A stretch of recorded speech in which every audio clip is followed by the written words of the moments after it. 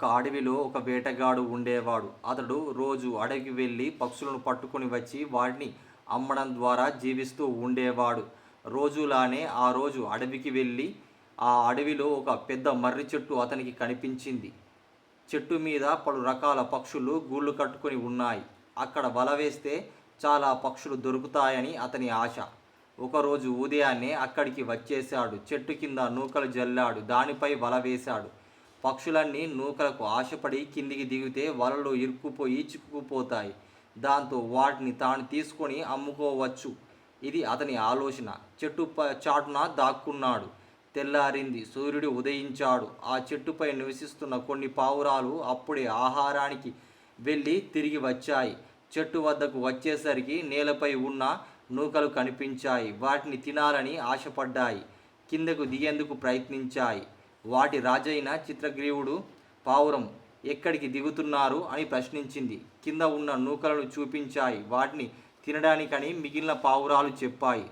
తొందరపడవద్దు, మనుషులే ఉండని ఈ అడవిలో నూకలు ఎక్కడి నుంచి వస్తాయి? ఎవరో కావాలనే ఇక్కడ వాటిని తెచ్చివేశారు. ఆ నూకల కోసం మనం ఆశపడి వెళ్తే ప్రమాదంలో పడతాం అంది. కానీ మిగిలిన పావురాలు వినలేదు. వాటికి ఒక కథ చెప్పింది. ఇలా బుద్ధి లేని ఒక బాటసారి పులికి ఎలా బలయ్యాడో అనుకుంటూ చిత్రగ్రీవుడు ఒక కథ వివరించసాగింది. ఒక అడవిలో ఒక పులి ఉంది. అది ముసల్దైపోయింది. శరీరం కృషించుకుపోయింది. వేటాడే శక్తి కోల్పోయింది. దానికి నడిచే ఓపిక కూడా లేదు. బలహీనమైన జంతువులా కనిపించింది. దేనిని వేటాడలేకపోతుంది. అందువల్ల మోసంతో తన వద్దకు వచ్చిన జంతువుల్ని సంహరించి ఆకలి తీర్చుకోవాలనుకుంది. ఒకరోజు పులికి తీవ్రమైన ఆకలి వేయసాగింది. ఆహారపు వేటలో అది ఒక చెరువు వద్దకు చెట్టు కింద వేచి ఉంది. చెరువు గట్టుపై వెళ్తున్న ఒక వ్యక్తిని చూసింది. నాయనా, ఇటు ఇటు అని అతన్ని పిలిచింది. వెంటనే అతను తలదింపి ఆ పులిని చూసి కంగారు పడి గజగజ వణకసాగాడు. పులి అతని కేసి చూస్తూ, నాయన, భయపడవద్దు. నేను మిత్రుడినే కానీ శత్రువును కాను.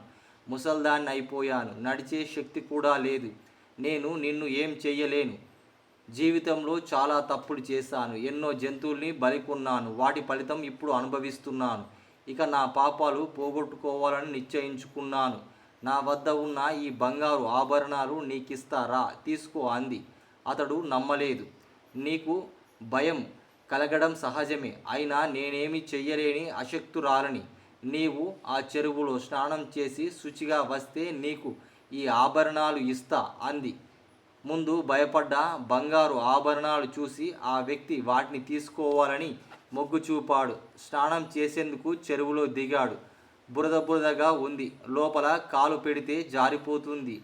అయినా తెగించి బురదలో దిగాడు. అంతే, బురదలో కాలు దిగిపోయింది. దాంతో పులి మెల్లగా అక్కడికి వచ్చి అతనిపై దాడి చేసి చంపి తినేసింది. కథ ముగిసిపోయింది. చిత్రగ్రీవుడు వాడికి ఈ కథ వివరించాడు. దురాశ చెందితే ప్రాణాలు ఇలానే పోతాయి అని ఈ కథ వివరిస్తుంది. ఈ అడవిలో నూకలు ఉండడం కూడా ఇటువంటి మోసమే. మనలాంటి పక్షుల్ని పట్టుకోవడం కోసం ఇలా నూకలను జల్లి మోసం చేస్తున్నారంది చిత్రగ్రీవుడు. అయితే అప్పటికే ఆ గుంపులో కొన్ని పావురాలు ఆకలితో ఆవురావురుమంటూ ఆ చిత్రగ్రీవుడు మాటలు వినలేదు.